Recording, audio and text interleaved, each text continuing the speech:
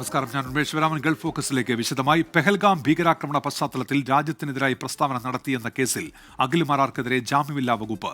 ദേശദ്രോഹം ചുമത്തിയാണ് എഫ്ഐആർ. ബിജെപിയുടെ പരാതിയിലാണ് കൊട്ടാരക്കര പോലീസ് കേസെടുത്തത്. സുജിത് സുരേന്ദ്രൻ വിവരങ്ങളുമായി ഇപ്പോൾ കൊട്ടാരക്കരയിൽ നിന്ന് ചേരുന്നുണ്ട്. സുജിത്ത്, വിവരങ്ങൾ എന്തൊക്കെയാണ്? ഉമേഷ്, കഴിഞ്ഞ ദിവസമാണ് അഖിൽ മാരാർ പഹൽഗാം വിഷയം ഉയർത്തി ഫേസ്ബുക്കിൽ ഒരു വീഡിയോ പങ്കുവച്ചത്. ഇതിൽ പഹൽഗാമിൽ ഭീകരാക്രമണം നടത്തിയ ഒരാളെ പോലും പിടികൂടിയില്ലെന്നും ഇന്ത്യ ബലൂചിസ്ഥാന് ആയുധങ്ങൾ നൽകി പാകിസ്ഥാനിൽ സംഘർഷം സൃഷ്ടിച്ചുവെന്നുമാണ് പ്രതികരിച്ചത്. കൂടാതെ സാധാരണക്കാരായ പാകിസ്ഥാനികളെ കൊല ചെയ്തുവെന്നും മറ്റൊരു കരുത്തരായ രാജ്യത്തിന്റെ അടിമകളായി ആത്മാഭിമാനമില്ലാത്തവരായാണ് നമ്മുടെ ഭരണാധികാരികളും സേനയും നിലകൊള്ളുന്നതെന്നുള്ള വിമർശനമാണ് അഖിൽ മാരാർ വീഡിയോയിൽ പറഞ്ഞത്. ഈ വിഷയം ഉയർത്തിക്കൊണ്ട് ബിജെപി കൊട്ടാരക്കര മണ്ഡലം പ്രസിഡന്റ് അനീഷ് കിഴക്കേക്കര പോലീസിൽ പരാതി നൽകുകയായിരുന്നു. ഈ പരാതിയുടെ അടിസ്ഥാനത്തിലാണ് ഇപ്പോൾ എഫ്ഐആർ രജിസ്റ്റർ ചെയ്തിരിക്കുന്നത്. ജീവപര്യന്തം ശിക്ഷ വരെ ലഭിക്കാവുന്ന ജാമ്യമില്ലാ വകുപ്പായ BNS 152 വകുപ്പ് ചുമത്തിയാണ് കേസെടുത്തിട്ടുള്ളത്. ഏതായാലും അടുത്ത ദിവസം തന്നെ അഖിൽ മാരാറിന്റെ അറസ്റ്റ് ഉണ്ടായേക്കുമെന്നാണ് നമുക്ക് മനസ്സിലാക്കാൻ സാധിക്കുന്നത്. ഉന്മേഷ്. സുജിത് സുരേന്ദ്രനാണ് കൊട്ടാരക്കരയിൽ നിന്ന് വിവരങ്ങൾ നൽകിയത്. 3 ദിവസത്തെ ഗൾഫ് സന്ദർശനത്തിന്റെ ഭാഗമായി അമേരിക്കൻ പ്രസിഡന്റ് ഡൊണാൾഡ് ട്രംപ് റിയാദിലെത്തി. സൗദി കിരീടാവകാശി മുഹമ്മദ് ബിൻ സൽമാൻ രാജകുമാരൻ ഉൾപ്പെടെ മുതിർന്ന നേതാക്കൾ ചേർന്ന് ഡൊണാൾഡ് ട്രംപിനെ സ്വീകരിച്ചു. 3 ദിവസത്തെ ഗൾഫ് പര്യടനത്തിന്റെ ഭാഗമായാണ് US പ്രസിഡന്റ് ഡൊണാൾഡ് ട്രംപ് സൗദിയിലെത്തിയത്. സൗദി വ്യോമാന്തരത്തിലെത്തിയ ട്രംപിന്റെ വിമാനത്തെ സൗദി വ്യോമസേനാ വിമാനങ്ങൾ അകമ്പടി നൽകിയാണ് സ്വീകരിച്ചത്. പ്രാദേശിക സമയം കാലത്ത് 9:45 റിയാദ് കിങ് ഖാലിദ് വിമാനത്താവളത്തിൽ എത്തിയ അദ്ദേഹത്തെ സൗദി കിരീടാവകാശി മുഹമ്മദ് ബിൻ സൽമാൻ രാജകുമാരൻ ഉൾപ്പെടെയുള്ള മുതിർന്ന നേതാക്കൾ സ്വീകരിച്ചു. തുടർന്ന് കിരീടാവകാശിയുമായി ട്രംപ് കൂടിക്കാഴ്ച നടത്തി ഉഭയകക്ഷി ബന്ധങ്ങൾ ചർച്ച ചെയ്തു. ഇതിനുശേഷം ഇന്ന് നടക്കുന്ന സൗദി US നിക്ഷേപ ഫോറത്തിൽ ട്രംപ് പങ്കെടുക്കും. ഈ യോഗത്തിൽ സൗദിയും അമേരിക്കയും തമ്മിൽ $1 ട്രില്യൺ നിക്ഷേപ കരാറിൽ ഒപ്പുവെക്കുമെന്നാണ് പ്രതീക്ഷിക്കുന്നത്.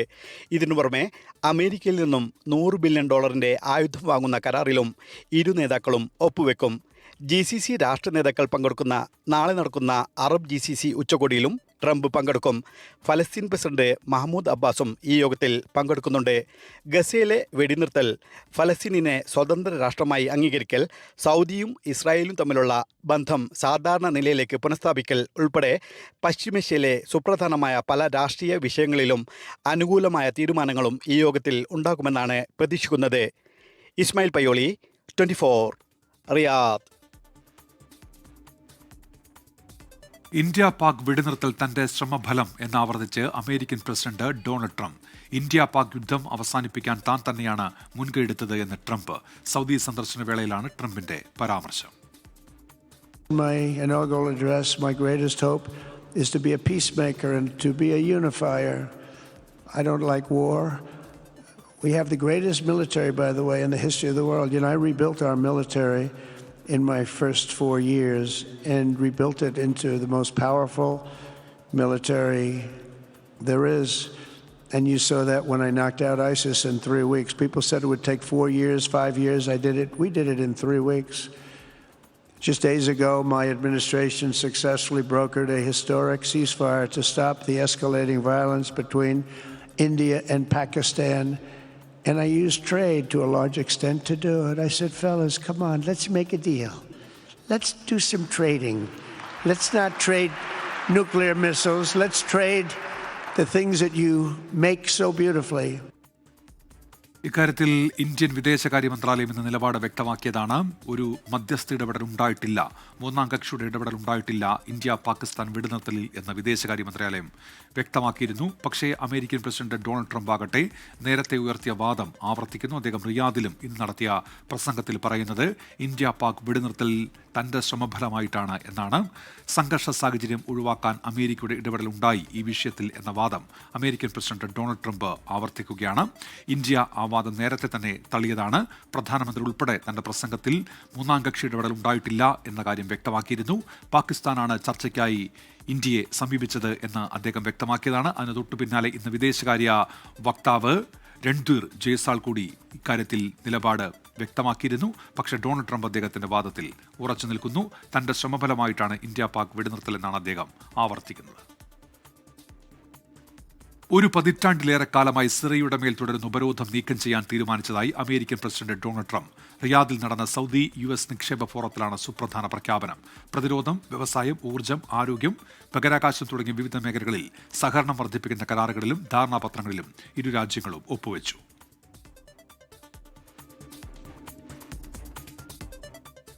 US പ്രസിഡന്റ് ഡൊണാൾഡ് ട്രംപിന്റെ ഖത്തർ സന്ദർശനത്തിന് മുൻപായി ഗസയിൽ വെടിനിർത്തൽ കരാറിലെത്താൻ രാവും പകലും പ്രവർത്തിക്കുകയാണെന്ന് ഖത്തർ പ്രധാനമന്ത്രിയും വിദേശകാര്യമന്ത്രിയുമായ ഷെയ്ഖ് മുഹമ്മദ് ബിൻ അബ്ദുൾ റഹ്മാൻ അൽ താനി. മധ്യസ്ഥൻ എന്ന നിലയിൽ ഏതെങ്കിലും ഒരു കക്ഷിയെ കൂടുതൽ വിമർശിക്കാതിരിക്കാൻ ഖത്തർ പരമാവധി ശ്രമിക്കുന്നുണ്ടെന്നും പ്രധാനമന്ത്രി വ്യക്തമാക്കി. സൗദി സന്ദർശനം പൂർത്തിയാക്കിയ ശേഷമായിരിക്കും ഡൊണാൾഡ് ട്രംപ് ഖത്തറിൽ എത്തുക.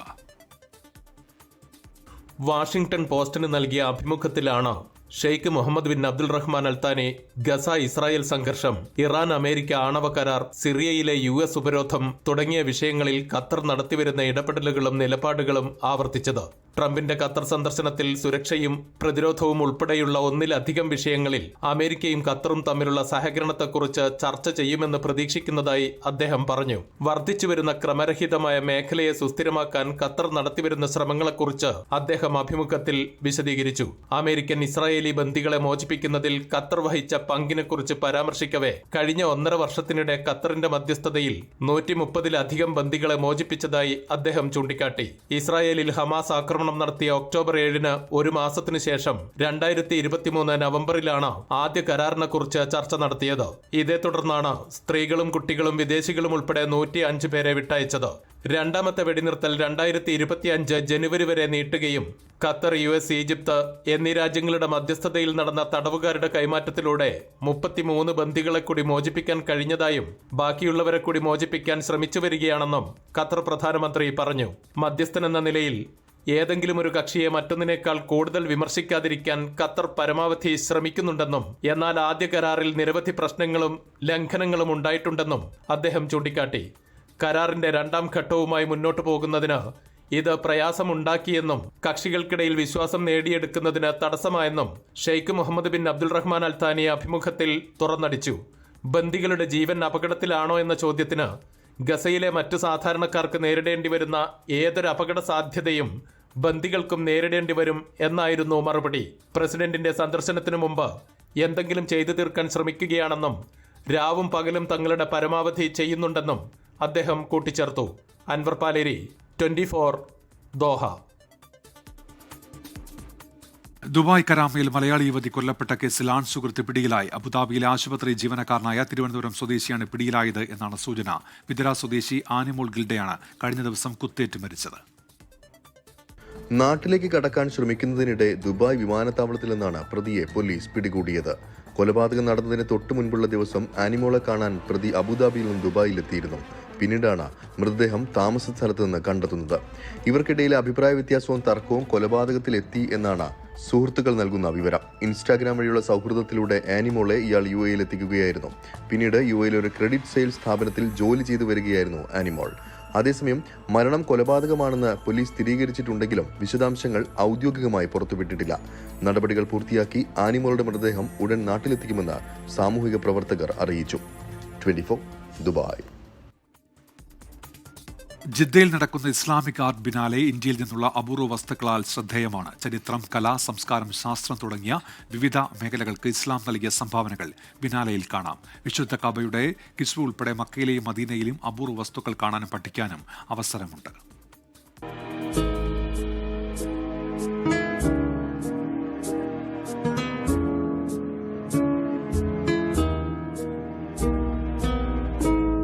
ലോക മുസ്ലിങ്ങളുടെ ആരാധനാ കേന്ദ്രമായ മക്കയിലെ വിശുദ്ധ കഅബക്കകത്തേക്ക് പ്രവേശിക്കാനായി ഇന്ത്യയിൽ നിർമ്മിച്ച ഗോവണിയാണിത്. ജിദ്ദയിൽ നടക്കുന്ന ഇസ്ലാമിക് ആർട്ട് ബിനാലയിലെ കാഴ്ചകളിലൊന്ന്.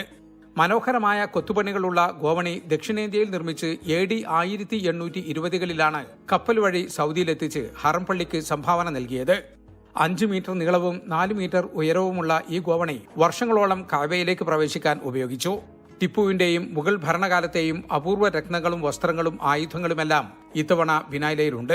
ടൈപ്പ് 2A വിഭാഗത്തിൽപ്പെട്ട അപൂർവ ഇന്ത്യൻ വജ്രം നിരവധി സന്ദർശകരെയാണ് ആകർഷിക്കുന്നത്.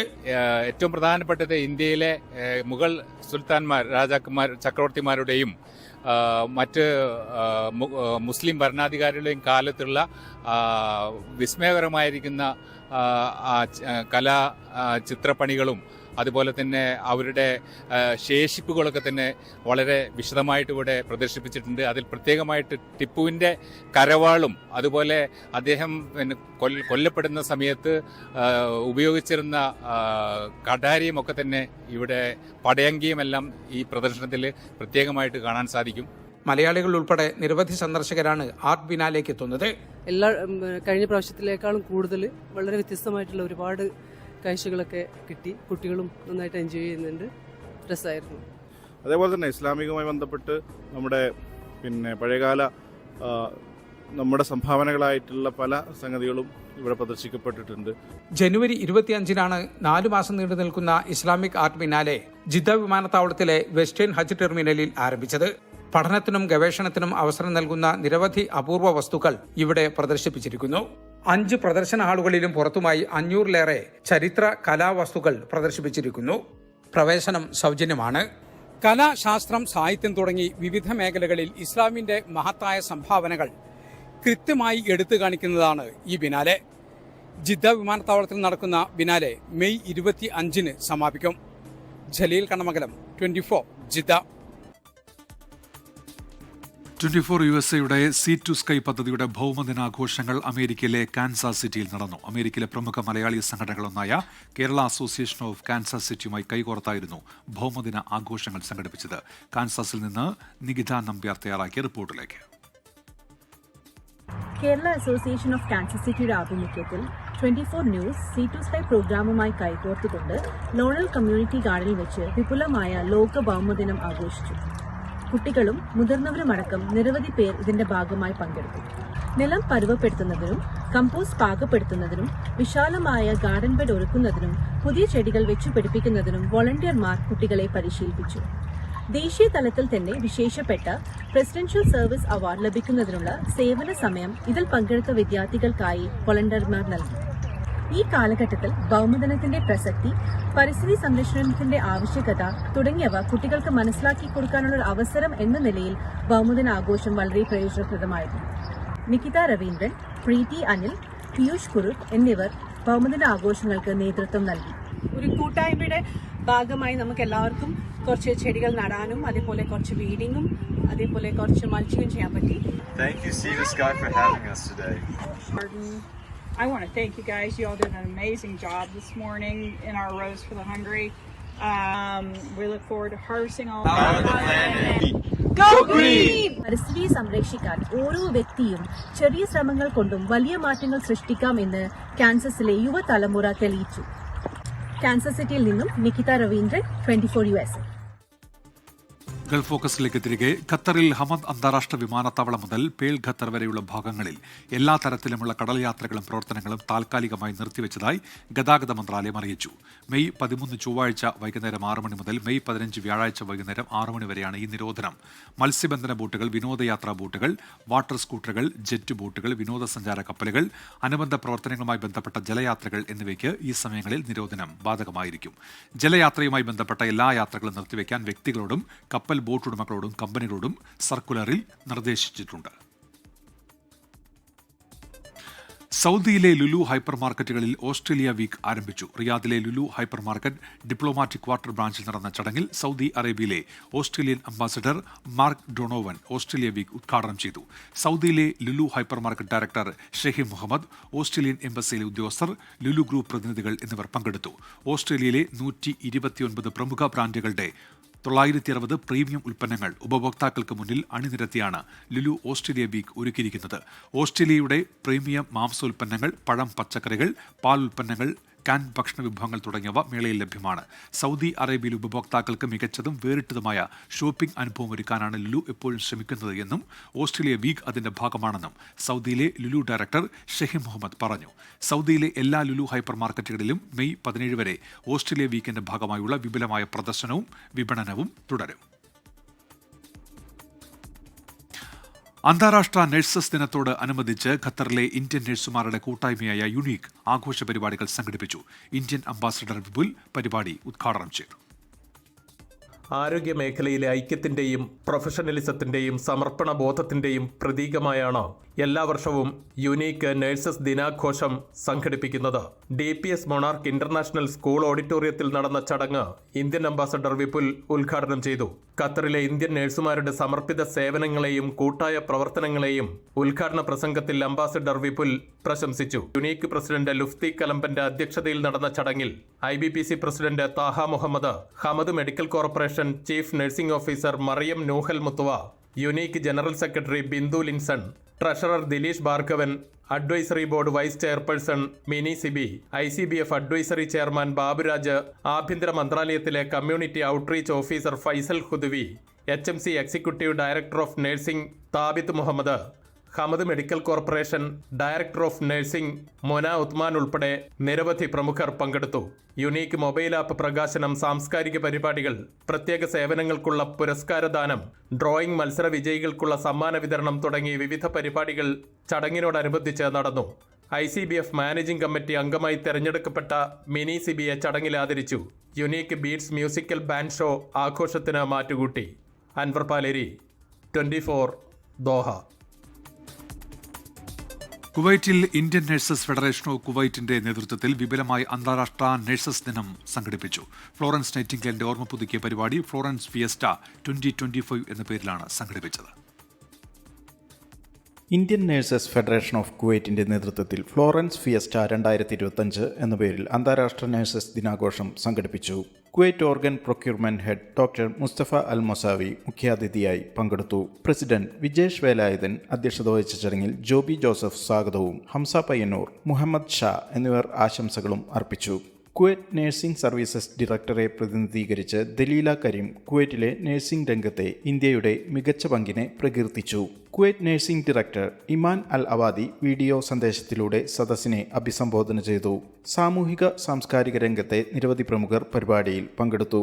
ദീർഘകാലം കുവൈറ്റിൽ സേവനം ചെയ്ത സീനിയർ നഴ്സുമാർക്ക് നൈറ്റിംഗേൽ അവാർഡ് നൽകി ആദരിച്ചു. ഇൻഫോക് വാർഷിക മാഗസിൻ മിറർ 2025 ചടങ്ങിൽ പ്രകാശനം ചെയ്തു.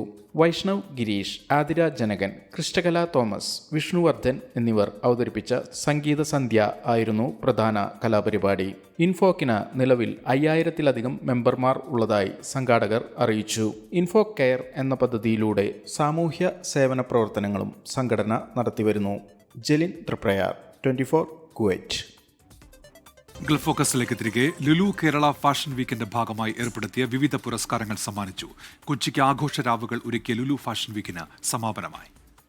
One of the finest cricketer from the Indian cricket. His name is Sachin Baby.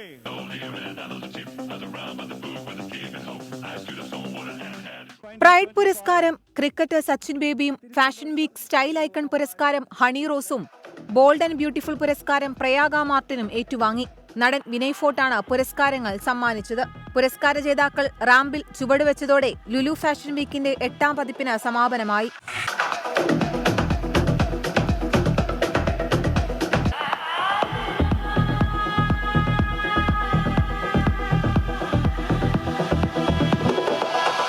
Most preferred men's wear ബ്രാൻഡിനുള്ള പുരസ്കാരം US പോളോയും ആൺകുട്ടികളുടെ most preferred kids wear brand പുരസ്കാരം റഫും most preferred men's ethnic brand പുരസ്കാരം അമുക്തിയും സ്വന്തമാക്കി. പുരുഷന്മാർ ഏറ്റവും കൂടുതൽ വിശ്വാസത്തിലെടുക്കുന്ന ബ്രാൻഡായി പീറ്റർ ഇംഗ്ലണ്ടും അവാർഡിന് അർഹത നേടി. മോസ്റ്റ് പ്രിഫേർഡ് ഫാഷൻ ആക്സസറി ബ്രാൻഡായി കാപ്ലൈസും പുരസ്കാരം ഏറ്റുവാങ്ങി.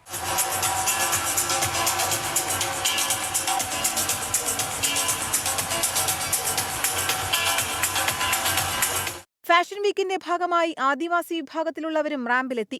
അടിമാലിയിലെ ആദിവാസി ഉന്നതിയിൽ നിന്നുള്ള കൗമാരക്കാരാണ് റാമ്പിൽ ചുവടുവെച്ചത്. മുഖ്യാതിഥിയായ ഹൈബീഡൻ എംപിക്കൊപ്പമായിരുന്നു ഇവർ ചുവടുവെച്ചത്.